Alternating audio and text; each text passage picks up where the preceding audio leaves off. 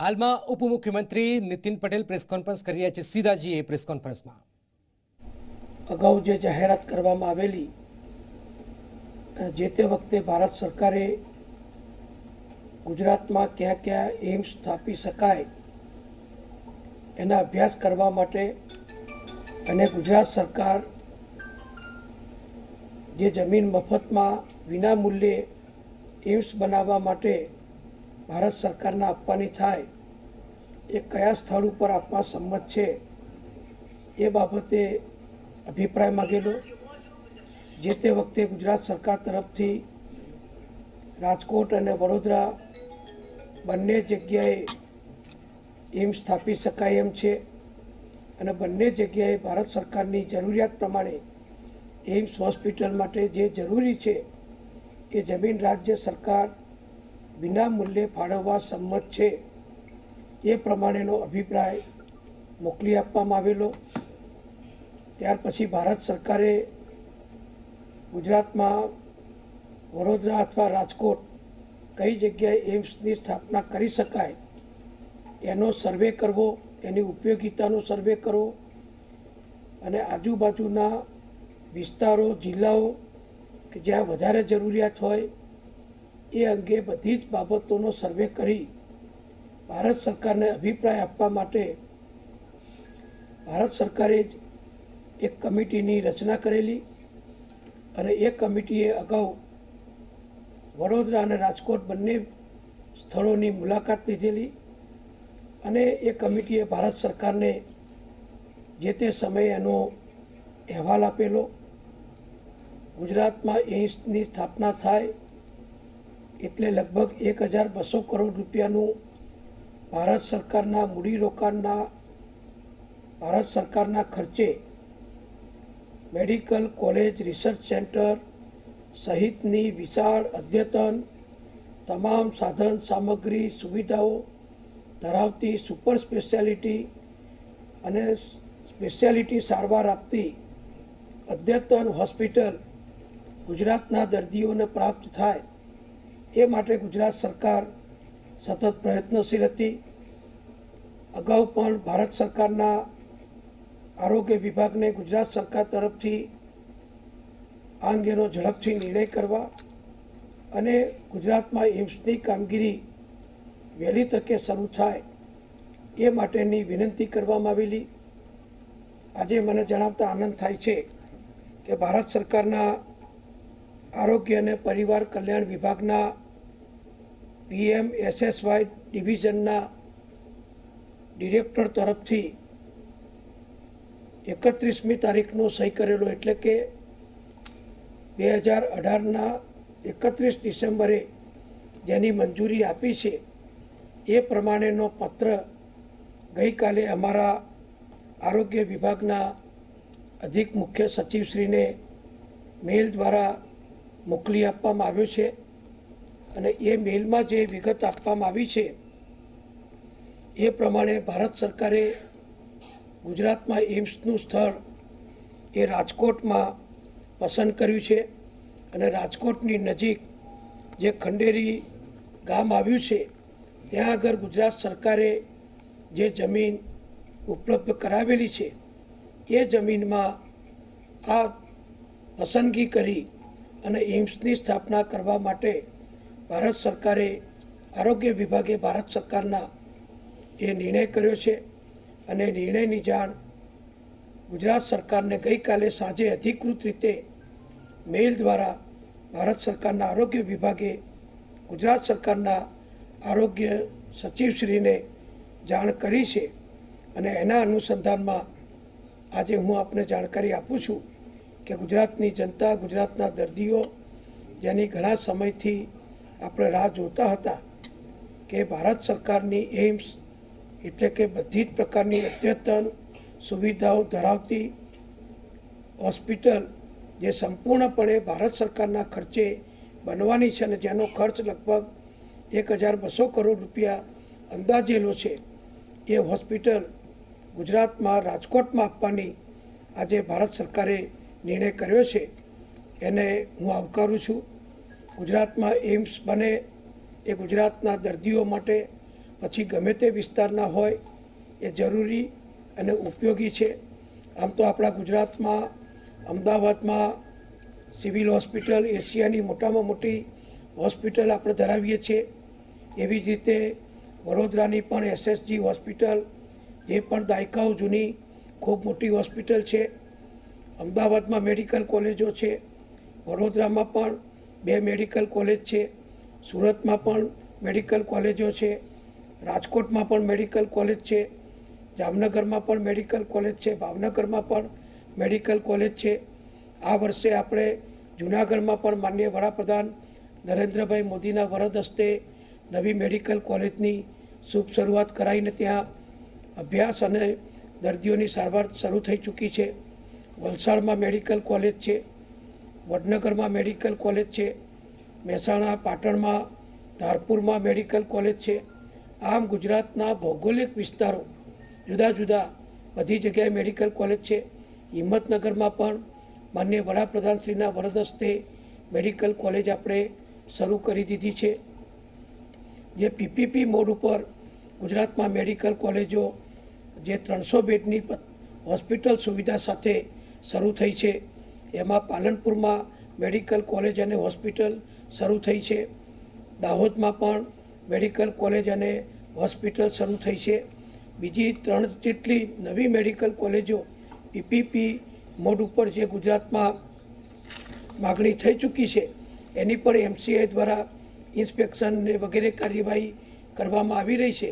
અને અમને વિશ્વાસ છે કે આવનારા સમયમાં ગુજરાતને હજુ વધુ નવી મેડિકલ કોલેજો આપણને પ્રાપ્ત થશે. એટલે આરોગ્યની દ્રષ્ટિએ અદ્યતન સુવિધાઓ આખા ગુજરાતમાં દરેક જિલ્લાઓ ભૌગોલિક વિસ્તારમાં આપણે ઉપલબ્ધ કરી છે. કચ્છમાં પણ ભુજમાં મેડિકલ કોલેજ છે. એ સિવાય આપણી ગુજરાતની અને દેશની સૌથી વધુ પ્રખ્યાત અને ખૂબ જ પ્રતિષ્ઠિત એવી કેન્સર હોસ્પિટલ પણ અમદાવાદમાં છે. યુએન મહેતા કિડની હોસ્પિટલ પણ અમદાવાદમાં છે. અને આપણી હાર્ટ ઇન્સ્ટિટ્યૂટ એ પણ અમદાવાદમાં છે. એટલે કિડની, કેન્સર અને હૃદય રોગની ઉત્તમ સારવાર આપતી સુપર સ્પેશિયાલિટી સુવિધાઓ ધરાવતી હોસ્પિટલો પણ અમદાવાદમાં આપણી પાસે ઉપલબ્ધ છે. એટલે આ બધું જ જ્યારે છે ત્યારે સ્વાભાવિક છે કે સુપર સ્પેશિયાલિટી સારવાર ઉપલબ્ધ થાય તો દર્દીઓને ખૂબ મોટો લાભ ગંભીર રોગોની સારવાર માટે પ્રાપ્ત થાય છે. અને ભારત સરકાર નો માન્ય વડાપ્રધાનશ્રીનો હું ગુજરાતના આરોગ્ય મંત્રી તરીકે ખૂબ ખૂબ આભાર માનું છું કે કોંગ્રેસના શાસનમાં ભૂતકાળમાં કોઈ પણ વખતે ગુજરાતને એક પણ એમ્સ હોસ્પિટલ ફાળવવામાં નહોતી આવી. ભારત સરકારમાં માનનીય નરેન્દ્રભાઈ મોદી વડાપ્રધાન શ્રી થયા પછી એમણે ગુજરાતને એમ્સ આપવાની જાહેરાત કરેલી. અને એ જાહેરાત પ્રમાણે માનનીય વડાપ્રધાન શ્રી નરેન્દ્રભાઈ મોદીજીએ ગુજરાતને એમ્સની ફાળવણી કરી છે. એટલે બીજા રાજ્યોમાં એમ્સ અગાઉ થઈ ચૂકેલી પણ ગુજરાત જેવા વિકસિત, પ્રગતિશીલ અને મોટા રાજ્યમાં કોંગ્રેસના શાસનમાં એમ્સ આપવામાં નહોતી આવી. એ ગુજરાતની જે ખોટ હતી એ ખોટ માનનીય વડાપ્રધાન નરેન્દ્રભાઈએ પૂર્ણ કરી છે. એટલે ગુજરાતને એમ્સ આપવા બદલ માનનીય વડાપ્રધાનશ્રીનો, ભારત સરકારના આરોગ્ય વિભાગ અને આરોગ્ય મંત્રીશ્રીનો અમે ખૂબ ખૂબ આભાર માનીએ છીએ. એમ્સની અંદર મેડિકલ કોલેજ પણ આવી જાય છે. સાથે સાથે રિસર્ચ સેન્ટર પણ આવે છે. કારણ કે તબીબી સેવાઓમાં ખૂબ અગત્યની રિસર્ચની કામગીરી હોય છે. અત્યાર સુધી રિસર્ચની કામગીરી આપણા ગુજરાતમાં મર્યાદિત થાય છે. કારણ કે એ પ્રકારના આધુનિક ટેકનિકલ સાધનો, ઇક્વિપમેન્ટ અને જે એ અંગેનો જે સ્ટાફ જોઈએ, એ અંગેના જે પ્રોફેસરો જોઈએ, એ અંગેના જે રિસર્ચના અધિકારીઓ જોઈએ, એ રિસર્ચર્સ આપણી પાસે પૂરતા પ્રમાણમાં સ્વાભાવિક છે કે ઉપલબ્ધ નથી. એટલે રિસર્ચનું કામ પ્રમાણમાં ગુજરાતમાં મર્યાદિત થતું હતું. એમ્સની અંદર રિસર્ચ લેબોરેટરી પણ આવી જાય છે. વિવિધ રોગો કેમ થાય છે, એના થવાનું કારણ શું, રોગના જીવાણુ અંગેનું સંશોધન થાય, દવાઓ અંગેનું સંશોધન થાય, નવા જે કોઈ રોગ ઉદ્ભવતા હોય તો એના અંગેનું પણ સંશોધન થાય અને રોગચાળો અટકાવવા માટે પણ શું શું પગલાં લેવા જોઈએ એનું માર્ગદર્શન પણ આ રિસર્ચ ઇન્સ્ટિટ્યૂટ દ્વારા આપવામાં આવતું હોય છે. એટલે રિસર્ચ ઇન્સ્ટિટ્યૂટ એ ખૂબ અગત્યની છે દર્દોની અને રોગોનો વધારો રોકવા માટે, અથવા કોઈ પ્રકારનો રોગચાળો હોય તો એને ડામવા માટે પણ જો રિસર્ચ ઇન્સ્ટિટ્યૂટનો અહેવાલ આવે, માર્ગદર્શન મળે તો ઝડપથી આપણે એના ઉપર રોગચાળા ઉપર કાબૂ મેળવી શકીએ છીએ. એટલે આ રિસર્ચનું પણ મોટું કામ એમ્સની અંદર થશે. એટલે આધુનિકમાં આધુનિક સાધનો, મોંઘામાં મોંઘા સાધનો, દરેક રોગ માટેની સારવારના આધુનિક સાધનો સહિતનું બધું જ કામ એમ્સમાં થશે. એટલે ખૂબ ઉચ્ચ કક્ષાની સુવિધાઓ ધરાવતી, દરેક પ્રકારના રોગોની સારવાર કરતી, વિશ્વમાં નામના મેળવી શકે એવી એમ્સ ગુજરાતને ફાળવી છે. એનો લાભ ગુજરાતના કોઈપણ દર્દી ગમે ત્યાં રહેતા હશે તો આ એમ્સનો લાભ મેળવી શકશે. અત્યાર સુધી કોઈ ગંભીર પ્રકારના રોગ હોય તો આપણે રિસર્ચ પણ બીજા રાજ્યોમાં કરાવવું પડતું હતું, અથવા ગુજરાતના ગંભીર પ્રકારના દર્દીઓને મારી પાસે ઘણા લોકો ભલામણ લેવા માટે પણ આવે કે દિલ્હી એમ્સમાં અમારે સારવાર કરાવી છે તો ત્યાં ભલામણ પત્ર લખી આપો. તો અત્યારે દિલ્હી પણ આપણા કેટલાક ગંભીર પ્રકારના દર્દીઓને સારવાર માટે દિલ્હી એમ્સમાં જવું પડતું હતું. હવે ગુજરાતમાં એમ્સની સુવિધા ઉપલબ્ધ થશે એટલે ગુજરાતના કોઈપણ દર્દીને કોઈપણ પ્રકારના ગંભીરમાં ગંભીર રોગની સારવાર માટે કોઈપણ વખતે બહાર નહીં જવું પડે અને મોંઘામાં મોંઘી સારવાર એમ્સમાં સસ્તામાં સસ્તા દરે અને શક્ય છે કે વિના મૂલ્યે બધી જ સારવાર ભારત સરકાર તરફથી ઉપલબ્ધ કરાવવામાં આવશે.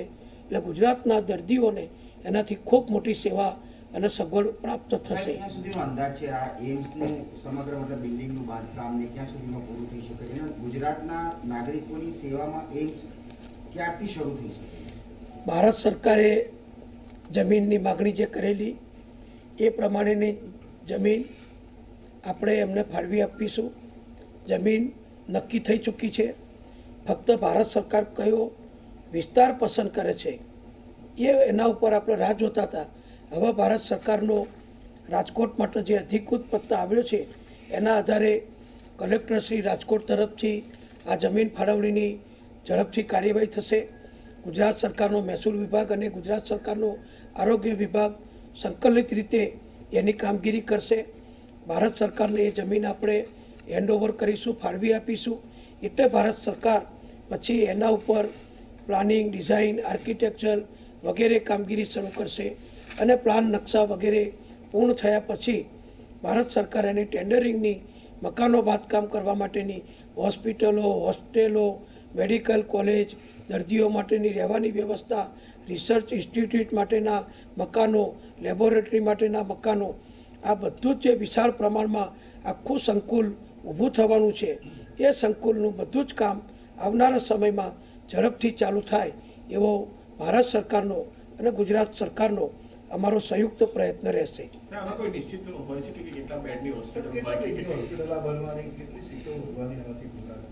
આ હોસ્પિટલ મેડિકલ કોલેજની સાથે છે એટલે 500 બેડ તો મેડિકલ કોલેજ સાથે સંકળાયા હોય એટલે ફરજિયાત છે, પણ વધારે બેડ આમાં હોય છે. 800 થી 1000 જેટલી પથારીની આ હોસ્પિટલ બને અને ભવિષ્યમાં એનું વિસ્તૃતિકરણ પણ કરવામાં આવશે. અને મેં જેમ અગાઉ કહ્યું એમ સુપર સ્પેશિયાલિટી સારવાર અહીંયા ઉપલબ્ધ થશે. એટલે કે આપણા MBBS સ્ટુડન્ટ એટલે મેડિકલનું શિક્ષણ તો અહીંયા પ્રાપ્ત થશે જ, પણ પીજીનું સ્ટુડન્ટ પણ અહીંયા અભ્યાસક્રમ જે ચાલુ થશે એનો લાભ મેળવી શકશે. અને પીજી થયા પછી જે સુપર સ્પેશિયાલિટી ડિગ્રીઓ છે, હાર્ટમાં કે કેન્સરમાં કે કિડનીની સારવાર માટે કે મગજના રોગોની સારવાર માટે કે કોઈપણ સારવાર માટે જે સુપર સ્પેશિયાલિટીથી ઉપરની ડિગ્રીઓ જુદી જુદી ફેકલ્ટીમાં આપવામાં આવે છે એની પણ બેઠકો અહીંયા ઉપલબ્ધ થશે.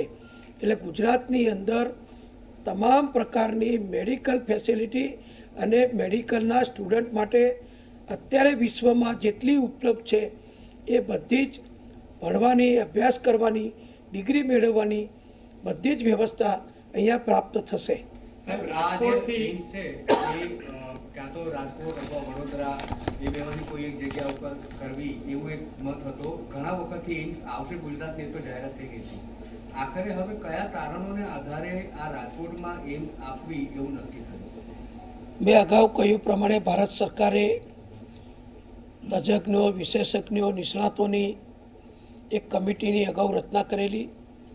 એ કમિટીએ વડોદરા અને રાજકોટ બંને જગ્યાઓ વિના મૂલ્યે આપવાની ગુજરાત સરકારે જે દરખાસ્ત કરેલી એ જગ્યાઓ, એ વિસ્તાર, એ જિલ્લાઓ અને ત્યાંનું ઇન્ફ્રાસ્ટ્રક્ચર અથવા ત્યાં અત્યારે ઉપલબ્ધ છે એ હોસ્પિટલ, મેડિકલ સર્વિસીસનો બધો જ અભ્યાસ કર્યો હશે. સૌરાષ્ટ્રમાં પણ રાજકોટમાં જ્યારે એમણે પસંદગી કરી છે તો રાજકોટમાં પસંદગી કરવાના શું વિશેષ કારણો છે એનો પણ અભિપ્રાય કમિટીએ એના અહેવાલમાં આપ્યો હશે અને એ અહેવાલને ધ્યાનમાં રાખી અને ભારત સરકારના આરોગ્ય વિભાગે રાજકોટની પસંદગી કરી છે. એટલે રાજકોટમાં જરૂરિયાત પ્રમાણે, અભિપ્રાય પ્રમાણે, નિષ્ણાતોની જે માર્ગદર્શન અભિપ્રાય મળ્યો છે એ પ્રમાણે ભારત સરકારે સ્થળ નક્કી કર્યું છે. સાહેબ, 2 દિવસ પહેલા જ મુખ્યમંત્રીને